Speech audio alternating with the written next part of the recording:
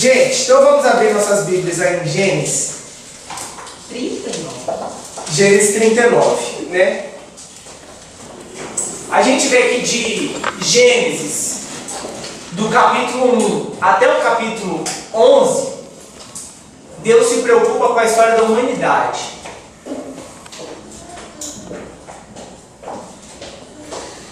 Gênesis 1 até o Gênesis 11. Deus está preocupado com tudo que acontece no mundo. Até porque tinha um punhadinho de gente, né? Quando chega em Gênesis 12, parece que o foco de Deus sai do mundo, pelo menos no que se refere à narrativa bíblica, em contar histórias de personagens. Deus muda o foco do planeta inteiro e escolhe um homem. E começa a focar na história de um homem. Que homem foi esse? Abraão.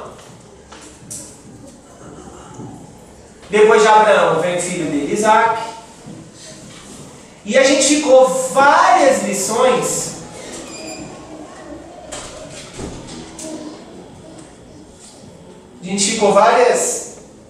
vários capítulos da Bíblia, agora os últimos capítulos, estudando sobre a história desse cara aqui, de Israel, de Jacó. E a gente viu que ele teve 12 filhos. E daqui vem as 12 tribos de Israel. Quando chega no capítulo 37, a gente vê exatamente, digamos assim, o final da história de Jacó. A Bíblia começa a deixar ele um pouco de lado e começa a focar na história dos 12 filhos. Principalmente na história de um filho. Que filho era esse? O filho primogênito da esposa mais amada, né? A gente começa a focar na história de José.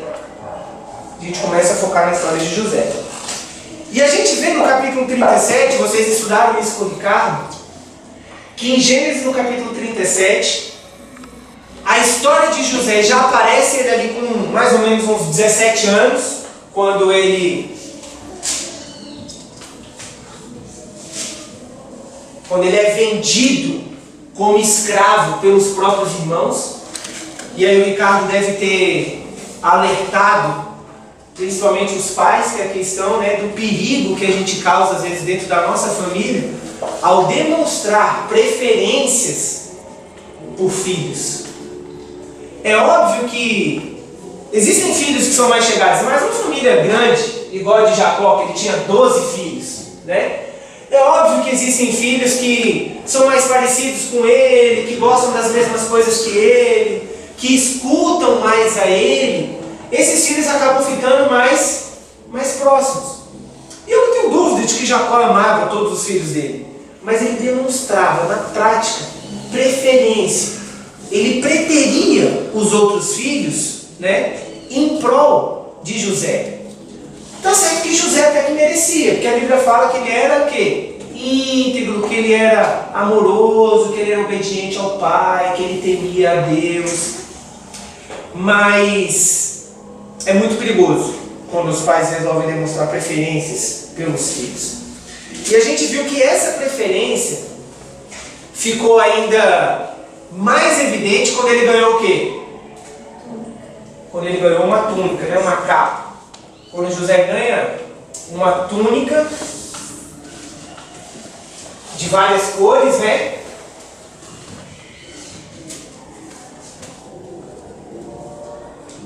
E a gente viu o que essa túnica representava. Essa túnica era um sinal da realeza, da preeminência dele, de que Jacó tinha escolhido ele para ser o sucessor.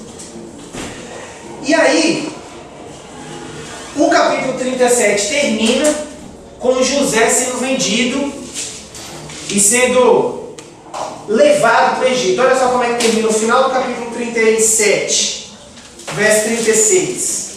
Fala assim, ó: Entrementes, os midianitas venderam José no Egito a Potifar, que era oficial de Faraó, comandante da guarda. Aí acaba o capítulo 37.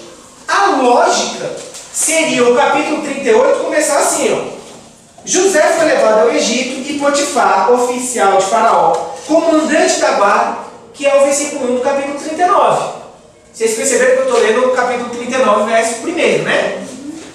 Mas não. Quando acaba o capítulo 37, 37, falando que José foi vendido para Potifar, que era oficial de Faraó, lá no Egito, em vez de começar o versículo 1 do capítulo 39, não, tem o capítulo 38 no meio. O Ricardo deve ter comentado isso com vocês, mas é porque sempre quando a gente vai estudar o capítulo que eu vou passar a lição, a gente sempre faz uma recapitulação, eu sempre gosto de estudar algumas coisas antes também. E uma coisa me chamou a atenção. Sabe por quê que eu acredito que esse capítulo 38 está no meio, entre o capítulo 37 e o capítulo 39? Porque no capítulo 37 mostra o pecado, o egoísmo, a raiva e o ódio dos irmãos de José. Certo? Certo? Sei que vocês tinham dormido já. Então tá bom. No capítulo 37 mostra isso.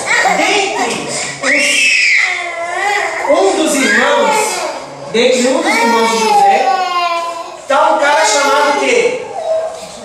Judá.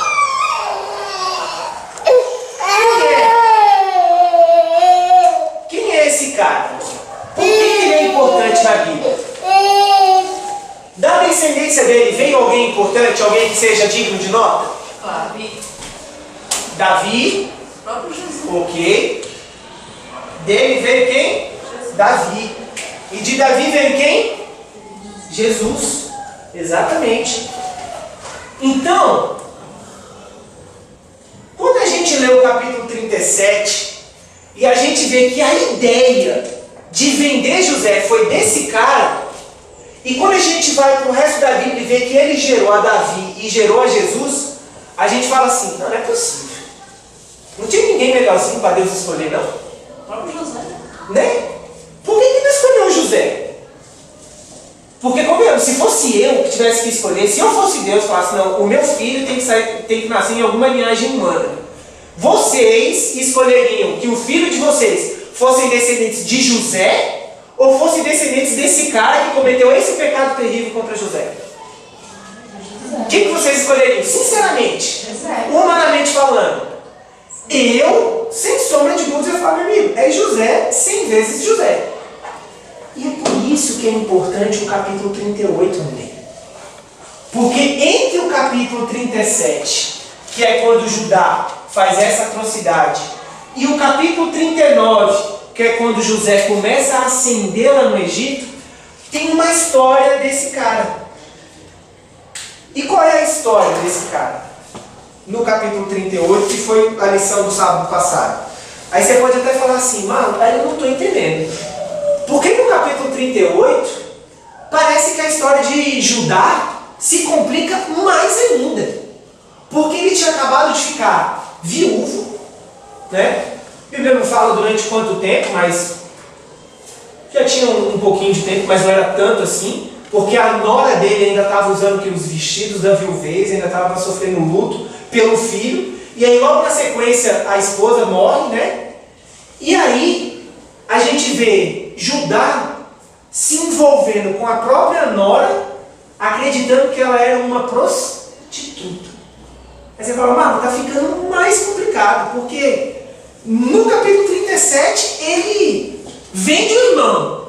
E no capítulo 38 ele se envolve com uma prostituta e depois ele usa de tamanha,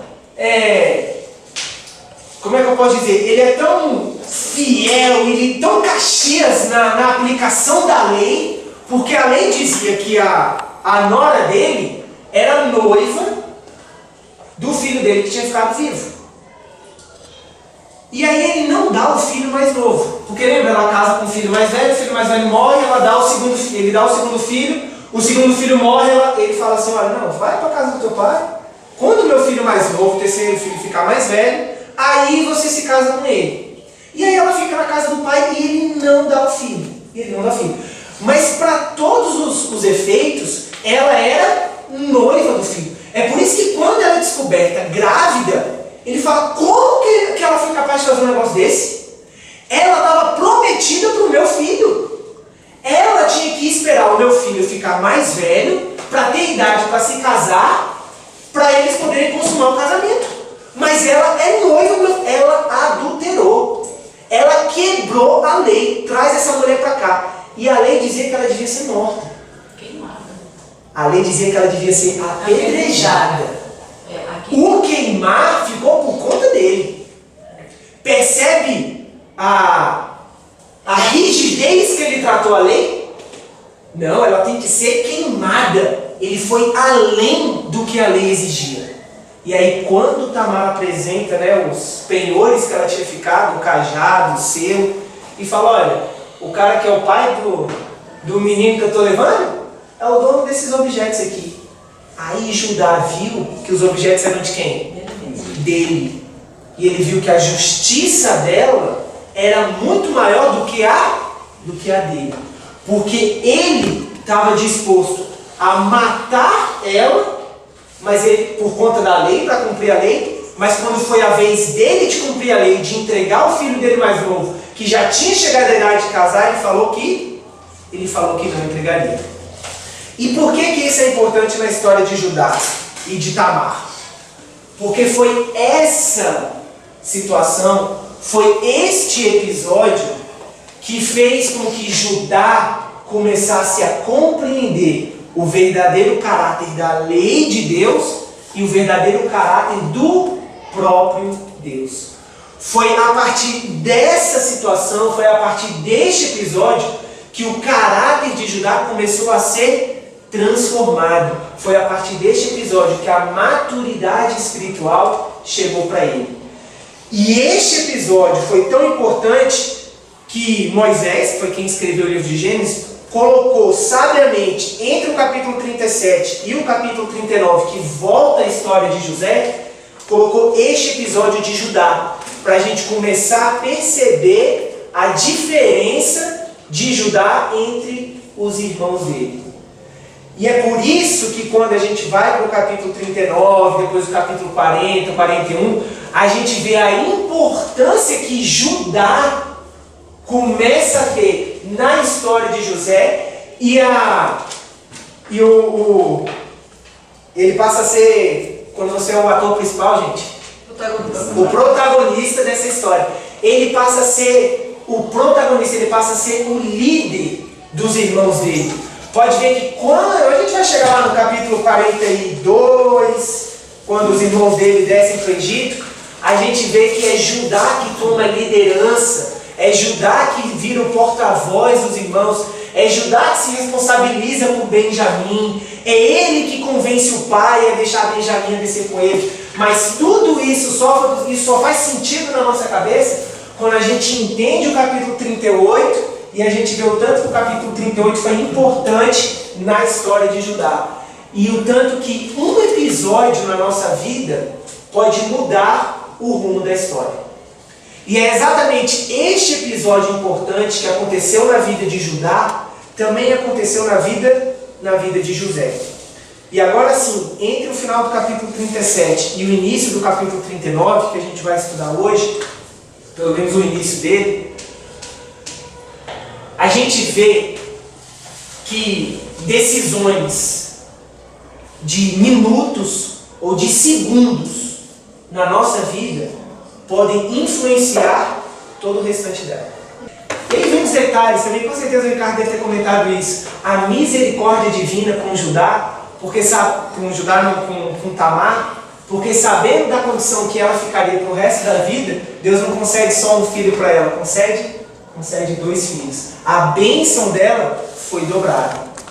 E a gente percebe a justiça de Tamar em relação a Judá, porque a lei do levirato dizia que ela devia se casar com o irmão que tinha ficado vivo, né? Por quê? Porque ela fazia parte da família, ela era integrante da família de Judá. Era direito dela se casar e ter um descendente da família de Judá. E quando o único filho restante foi negado a ela, ela se deita com o próprio Judá, porque era direito dela ter um descendente da linhagem dele. E ela conseguiu isso vindo do próprio Judá, não mais do filho. E a gente vê que a atitude dela foi tão justa, que o filho primogênito dele que tinha sobrado foi quem? Selá. Mas o descendente de Cristo, o ascendente de Cristo, não é não é Selá. É o filho que Judá tem com a nora, com Pérez. Exatamente. Mas aí vamos lá. Eu estava falando a respeito das decisões que muitas vezes a gente precisa tomar. E decisões que a gente toma em poucos minutos ou em poucos segundos, às vezes podem determinar o curso da nossa história. Com Judá foi desse jeito e com José da mesma maneira. Quando a gente estuda o capítulo 37, a gente vê que José tinha todas as qualidades que a gente já comentou, né? E que o Ricardo comentou com vocês nas aulas passadas também. Ele era uma pessoa temente a Deus? Era ou não era? Sim. Ele era obediente a Deus e ao Pai? Sim. Ele era justo, ele era íntegro, ele era responsável, mas todas essas qualidades afastavam os defeitos de caráter que com certeza José tinha? Não afastavam. Não afastavam. E a gente sabe que não afastava porque quando a gente analisa o caráter de José, a gente percebe que ele na infância, apesar de ter todas essas qualidades, ele passou a ser muito exigente consigo mesmo, muito orgulhoso também, muito vaidoso. Ele começou a achar que ele realmente era mais importante do que os outros. Ser o preferido do pai e ser o protegido do pai fez dele uma criança e um jovem mimado. E quando a gente vê ele sendo vendido como escravo, o Espírito de Profecia diz o seguinte, que em poucas horas, quando ele estava amarrado, sendo levado cativo para o Egito, sendo levado como escravo, ele olhou de longe as colinas onde ficava o acampamento do pai, e o coração dele tremeu de imaginar que agora ele estava distante do amor e do cuidado do pai, e estava sendo levado para uma terra estrangeira, numa condição completamente degradante e que traria tanto sofrimento para ele. Mas naquele momento ele também fez uma decisão. A decisão de ser fiel ao Deus do pai dele, custasse o que custasse.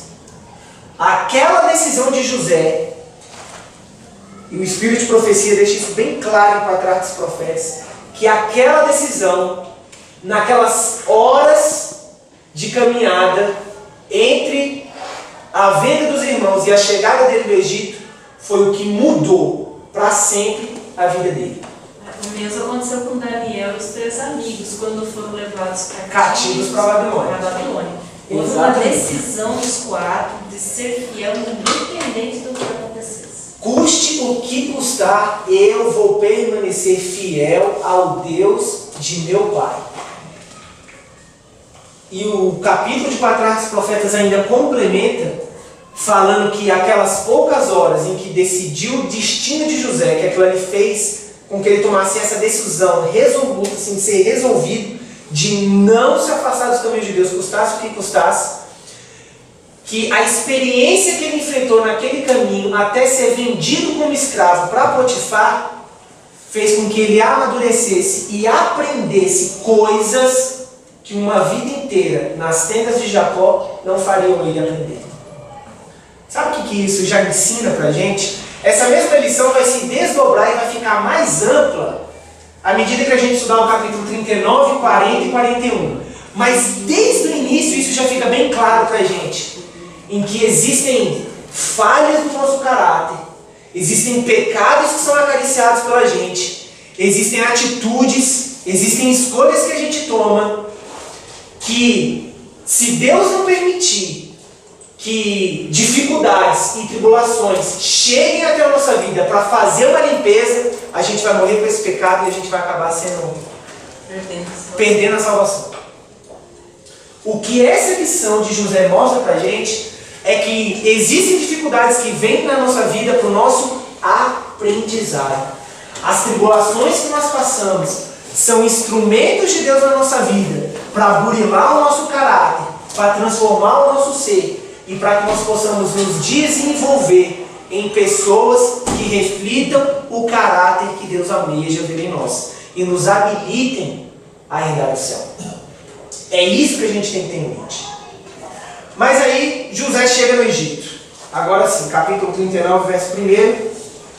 José foi levado ao Egito e Potifar, oficial de Faraó, comandante da guarda, egípcio, comprou dos ismaelitas que o tinham levado para lá.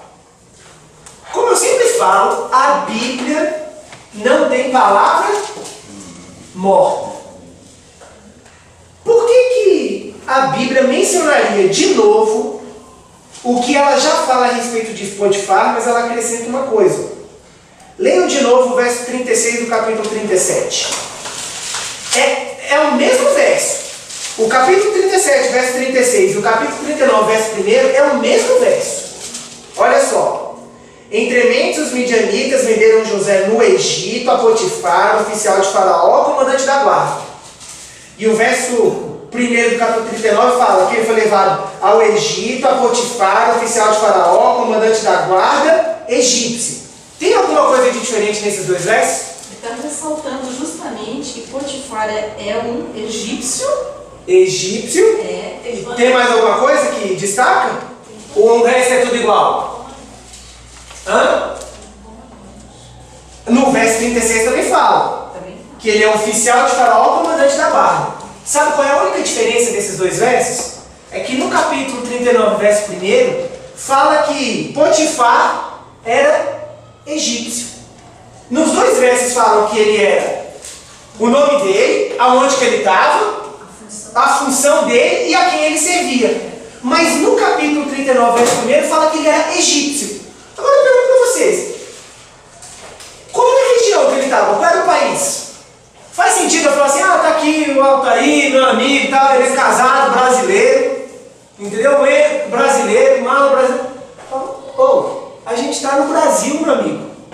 A chance de você encontrar alguém que não é brasileiro aqui é mínima, entendeu? É claro que todo mundo que eu estou mencionando aqui nessa classe é brasileiro. Agora faz sentido se eu pego um Marlon e levo pro Japão. É falar, vim apresentar aqui um colega, tal, vai passar a lição para vocês aqui na classe bíblica, aqui no Japão, entendeu? Aí, aqui em Tóquio, entendeu? O Marlon é brasileiro, aí faz sentido eu falar a nacionalidade. Agora, por que o capítulo 39 fala que Potifar era egípcio? Por que a Bíblia quer ressaltar isso? Sabe por quê? Porque a quem ele servia não era um egípcio de nascimento. Fala assim, Marlon, como assim?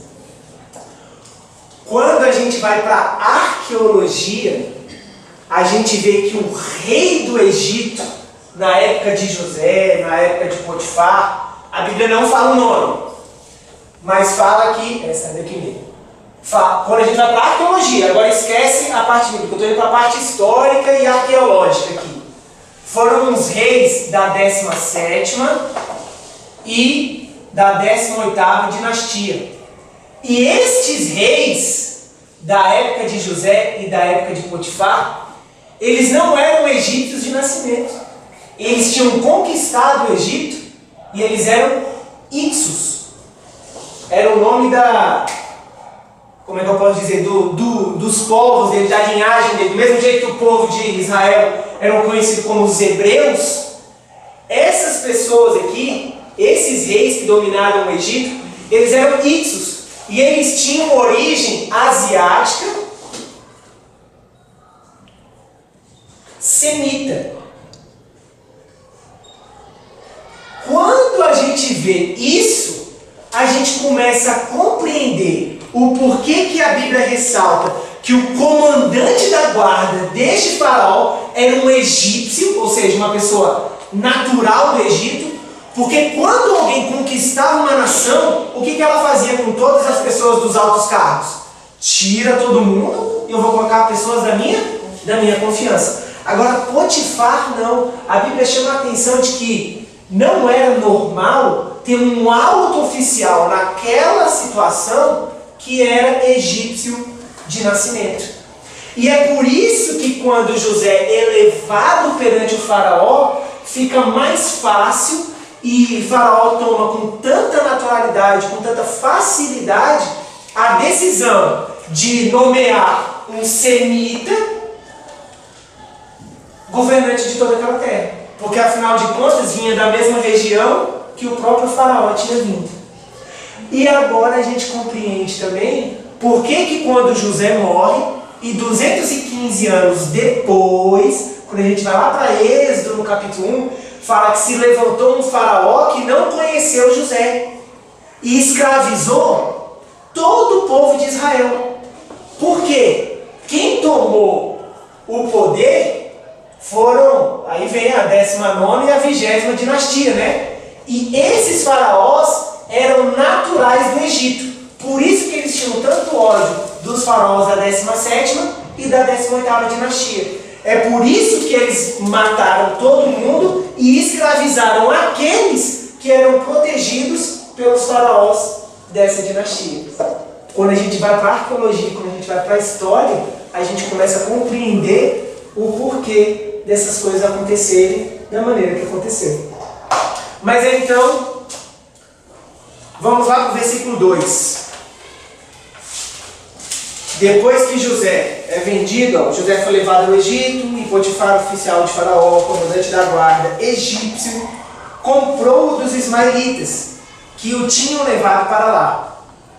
O Senhor era com José, que veio a ser homem próspero e estava na casa de seu senhor egípcio. A primeira coisa que me chama a atenção aqui é o seguinte: o Senhor era com José. Deixa eu perguntar uma coisa para vocês, que a própria Bíblia responde. Abram lá em Amós, no capítulo 3, profeta Amós, lá no Velho Testamento, depois de Daniel, Osé. Aí eu vou fazer uma pergunta para vocês, que o verso 3 responde. É possível você ter harmonia, você andar com alguém, você ser sócio de alguém, se você não tiver de acordo ou em harmonia com aquela pessoa?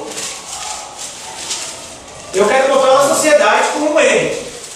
E aí, ele fez de um jeito, eu fiz de outro. Ele quer vender ar-condicionado, eu quero vender cadeira.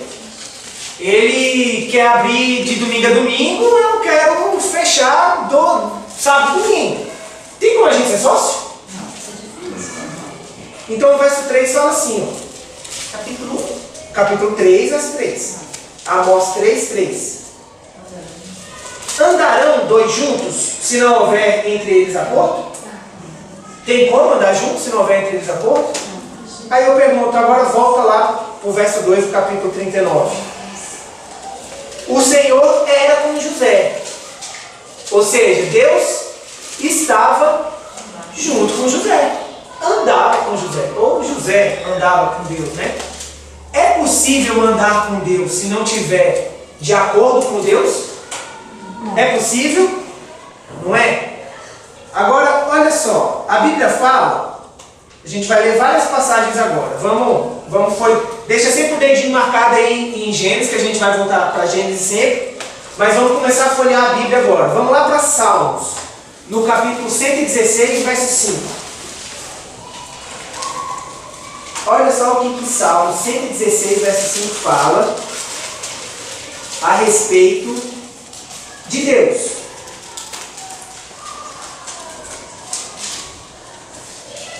(116, verso 5) vai dar algumas características de Deus. Quem achou pode ler para mim. Compassivo e justo é o Senhor. O nosso Deus é misericordioso. Então o nosso Deus é justo e compassivo.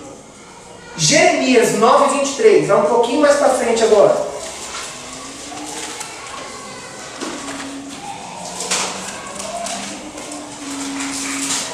Vai falar, a ideia é a mesma. Quem achou pode ler para mim. Jeremias 9, 23. Assim diz o Senhor: não se glorie o sábio na sua sabedoria, nem o forte na sua força, nem o rico na sua riqueza. 24 também. Mas o que se gloriar, glorie-se nisso, em me conhecer e saber que eu sou o Senhor e faço misericórdia, juízo e justiça na terra. Porque dessas coisas me agrada, diz o Senhor. A gente leu em Salmos que Deus é justo e misericordioso, e agora em Jeremias fala que aquele que quer se gloriar, se glorie nisto, em me conhecer e saber que eu, o Senhor, faço misericórdia, juízo e justiça na terra, porque destas coisas eu me agrado. Se Deus se agrada em ser misericordioso, justo e praticar a justiça, e no verso 2 de Gênesis 39 fala que José andava com Deus, que Deus estava com José, eu cuidava de José e eles tinham coisas em comum, é sinal de que José era como? Tinha suas qualidades. É sinal de que José tinha essas qualidades. É impossível a gente querer andar com Deus fazendo as maldades que a gente faz. É impossível a gente querer ter a bênção divina, querer que Deus ande com a gente para a gente ser um homem próspero, ter a bênção divina, sendo que a gente não tem na nossa vida as qualidades que Deus espera que a gente tenha. Mas você fala, mas Marlon, e se isso tiver nascido com José? Eu não sou assim. Eu não nasci desse jeito. Eu já cometi falhas na minha vida e eu gosto de fazer coisas que eu sei que estão erradas, mas eu não consigo parar de fazer. Tem salvação para mim? A Bíblia também responde. Vamos ler Isaías capítulo 1.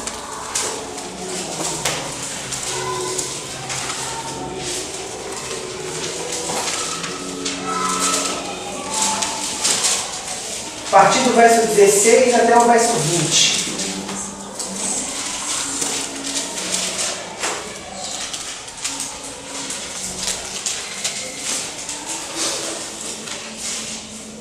Olha só o que a Bíblia fala. Todos acharam Isaías 6, 1, verso 16? Olha só. Isso aqui é Deus falando. Lavai-vos e purificai-vos. Tirai a maldade de vossos atos de diante dos meus olhos. Parem de fazer o mal. Aprendam a fazer o bem. Atendei à justiça e repreendei ao opressor. Defendei o direito do órfão e pleiteai a causa da viúva. Vinde, arrazoemos, diz o Senhor. Ainda que os vossos pecados sejam como a escarlata, eles se tornarão brancos como a neve. Ainda que sejam vermelhos como o carmesim, se tornarão como a lã. Se quiserdes, alguém aqui quer ouvir a Deus? Está disposto a seguir o caminho de Deus? Ele fala, é só querer. Se quiserdes e me ouvirdes, comereis o melhor desta terra. Mas se recusares e fordes rebeldes, sereis devorados à espada, porque a boca do Senhor o diz. Então não tem desculpa quando muitas vezes a gente está acostumado a fazer o que é errado, e aí parece que a gente fala, eu não tenho jeito mesmo. Para mim não tem mais salvação. Eu nasci desse jeito, fui criado desse jeito, vou morrer desse jeito. Quando a gente age dessa maneira, é como se a gente estivesse falando que Deus é mentiroso. Porque nessa passagem ele fala, vem do jeito que você está. Cheio de pecado, cheio de maldade, cheio de atrocidade, cheio de ruindade no coração. Vem do jeito que você está e conversa comigo. Vamos, arrasou aqui comigo. Me conta o que está acontecendo com você. E quando você abrir o coração e contar para mim o que está acontecendo com você, eu vou te perdoar. E por mais que seus pecados sejam sujos, e por mais que você tenha jogado o seu irmão num poço, por mais que você tenha se deitado com a sua nora, por mais que você tenha feito as atrocidades que você tenha feito, os seus pecados podem se tornar brancos como a lã. Eu vou alvejar os seus pecados e eles vão ficar brancos como a lã. Se tiver disposto a Deus. Se tiver disposto a me ouvir. E a gente vê que este é o homem que José é. Porque quem é alguma coisa é em qualquer lugar. Ele era obediente e ele era fiel a Deus. Mudar a circunstância em que ele se encontrava não ia alterar isso. Se ele era fiel e obediente a Deus, estando protegido nas tendas do pai, no acampamento do pai, ele era daquele jeito, era o caráter dele. Ele vai continuar sendo fiel, ele vai continuar sendo obediente, mesmo agora estando numa circunstância completamente diferente daquela. E nós temos que ser assim. Nós não podemos deixar as circunstâncias decidirem se a gente vai ser fiel a Deus ou não. A gente não pode deixar a situação determinar se eu vou mentir ou se eu não vou. Se eu vou ser fiel à minha esposa ou não vou. Se eu vou roubar ou se eu não vou. Quer dizer que se tudo estiver correndo bem, é fácil eu ser obediente. Agora, se as coisas começarem a dar errado, eu precisar mentir para me safar, eu vou mentir. A gente não pode se deixar levar pelas circunstâncias para ser fiel a Deus. Felipe? José ficou nessa primeira situação há alguns anos, né? E ele não permitia que em pensamento viesse nada que iria contra a vontade de Deus. Para não alimentar aquilo. Para não alimentar. Foi assim que ele se portou durante esses primeiros anos, e a gente está falando do capítulo 2 e 3, né? E ele estava num ambiente totalmente idólatra, totalmente rodeado de pressões, e ele conseguiria inclusive muitas facilidades se assim o fizesse. Mas ele, em momento algum, se envergonhou de ser visto como servidor de Jeová e de deixar isso bem claro para todo mundo, mesmo isso trazendo dificuldades para ele. E ele sabia que ser fiel a Deus numa terra pagã já era difícil. Agora imagine ele como escravo. Era muito mais difícil. Mas aquilo ali não foi o que determinou a fidelidade dele. Ele falou: eu vou ser fiel mesmo nessa terra cheia de idólatras, cheia de outros deuses, e eu ainda sendo escravo. Se José foi capaz de vencer naquela situação, será que a gente tem alguma desculpa para os pecados que a gente alimenta na liberdade que a gente tem? Isso é uma coisa que a gente tem que pensar. E aí no final do verso 2 fala assim, né? E veio a ser homem próspero e estava na casa do seu senhor egípcio. E quando a gente é fiel a Deus e essas qualidades se encontram no nosso caráter, acontece o que eu vi aqui, o que a gente lê agora no verso 3. Voltem lá para Gênesis 39, verso 3 agora. Olha só o que Gênesis 39, 3 fala. Vendo Potifar que o Senhor era com José, e que tudo que ele fazia, o Senhor prosperava em suas mãos, logrou José descer perante ele, a quem servia, e ele o pôs mordomo de sua casa, e lhe passou nas mãos tudo o que tinha. E desde que fizeram mordomo de sua casa, e sobre tudo o que tinha, o Senhor abençoou a casa do egípcio por amor de José. A bênção do Senhor estava sobre tudo o que ele tinha, tanto em casa como no campo. Aqui ficam duas lições para a gente encerrar. Eu vendi 5 já. A primeira lição é: quando nós estamos andando com Deus, quando Jesus está na nossa casa, as outras pessoas ficam sabendo. Lembra lá no Novo Testamento? Quando Jesus entrava na casa de alguém, todo mundo ficava sabendo, o que acontecia? Todo mundo corria para a casa onde Jesus estava. Com José foi do mesmo jeito. Quando a gente está na companhia de Deus, as pessoas percebem isso. E a Bíblia fala que o Senhor dele viu que o Deus de José estava abençoando a ele por amor ao servo. Quando Deus está com a gente, é impossível esconder isso. É impossível esconder isso. E o que é mais maravilhoso é o final do verso 5, né? O Senhor abençoou a casa do egípcio por amor de José. Essa passagem está ligada, sabe com qual? Com Mateus, no capítulo 5. O último verso de hoje, Mateus 5, verso 13. Olha só o que a Bíblia fala.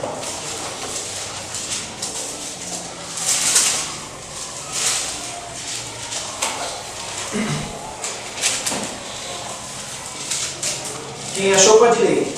Mateus 5, 13. Vós sois o sal vós sois o sal da terra. E se o sal for insípido, com que se há de salgar? Para nada mais presta, senão para lançar fora e ser pisado pelos homens. Fala que Deus abençoou Potifar por amor a José. José foi o que ele? O sal da terra. A mesma coisa que Deus fez com José, Ele quer fazer com a gente.